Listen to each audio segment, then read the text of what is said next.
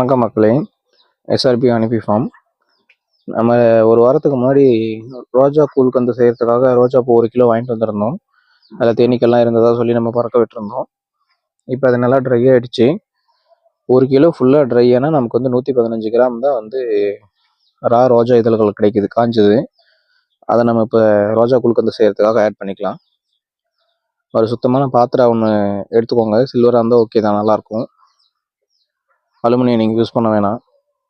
So ரோஜா பூவெல்லாம் அதில் கொஞ்சமாக போட்டுட்டு ஹனியை ஊற்றிட்டு, அதுக்கப்புறம் கொஞ்சமாக ரோஜா இதழ்கள் போட்டு, அதுக்கப்புறம் ஹனியை ஊற்றிட்டு, மறுபடியும் கொஞ்சம் ரோஜா இதழ்கள் போட்டு அந்த மாதிரி பண்ணணும். ஹனி கொஞ்சம் மட்டமாக இருக்கிற மாதிரி பார்த்துக்கோங்க.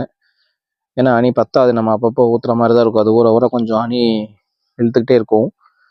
அது ஹனி நம்ம போடுற மாதிரி இருக்கும். ஸோ அந்த மாதிரி பார்த்துக்கோங்க. இது ஹனியெல்லாம் ஃபுல்லாக நம்ம ஊற வச்சுட்டு 40 நாளைக்கு மேலே வச்சுக்கணும். வெயிலில் வச்சாலும் ஓகே தான். நம்மளுக்கு வெயிலில் வச்சு பார்ப்போம் எப்படி வருதுன்றது நான் உங்களுக்கு வீடியோவில் அப்டேட் பண்ணுறேன். மினிமம் 40 நாளைக்கு மேலே வச்சா தான் கொஞ்சம் ஊறி நல்லா டேஸ்ட்டு வரும். பார்ப்போம், 40 நாள் நம்ம வச்சு வெயிட் பண்ணி பார்ப்போம். ரோஜா கூழ்கந்து எப்படி இருக்குது, டேஸ்ட் எப்படி இருக்குன்றதெல்லாம் பார்க்கலாம். ஃப்யூச்சரில் வீடியோ ஏதாவது வேணும் அப்படின்னா நீங்கள் ஃபாலோ பண்ணி வச்சுக்கோங்க, சப்ஸ்கிரைப் பண்ணி வச்சுக்கோங்க. ரோஜா கூழ்கந்து, தேன் நெல்லிக்காய், தேன் அத்தி இதெல்லாம் எப்படி செய்கிறது அப்படின்றத வச்சு நம்ம வீடியோ போட போகிறோம். சுத்தமான தேன் மற்றும் தேன் மதிப்பு கூட்டு பொருட்கள் ஏதாவது தேவைப்பட்டுச்சு அப்படின்னா எங்களை கூப்பிடுங்க. கண்டிப்பாக நாங்கள் உங்களுக்கு சப்போர்ட் பண்ணித்தரோம். ஃப்ரீ ஷிப்பிங்கோடய நம்ம பண்ணித்தரோம். கம்மி ரேட்லேயே இருக்குது. எங்களை கூப்பிடுங்க. உங்களுக்கு வேணுன்ற மாதிரி கஸ்டமைஸும் பண்ணித்தரோம். எந்த மாதிரி வேணும்னாலும் பண்ணிக்கலாம். தேனை நல்லா ஃபுல்லாக ஊற்றி ஊற வைக்கணும்.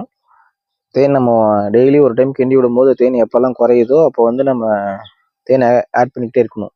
அப்படி ஆட் பண்ணும்போது நல்லா டேஸ்ட்டாக ஒரு ரோஜா கூழ்கந்து கிடைக்கும்.